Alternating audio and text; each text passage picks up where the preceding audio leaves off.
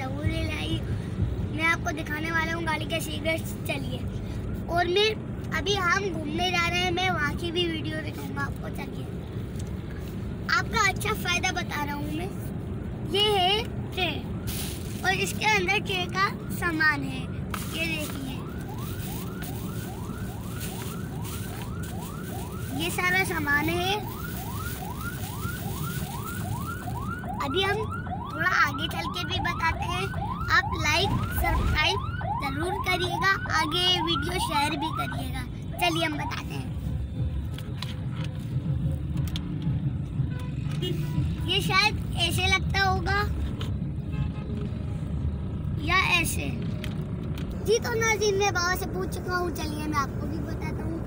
अगर आप सफ़र पे जाएं वगैरह, तो जैसे आप चाय कप लेके जा सकते हैं, तो इसमें रखें।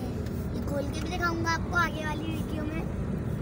ये मम्मा, ये इस तरीके से फिक्स होती है। चलिए मैं अभी मम्मा की थोड़ी सी मदद ले लेता हूँ, खोल के दिखाऊंगा। मम्मा मेरी मदद कर दे।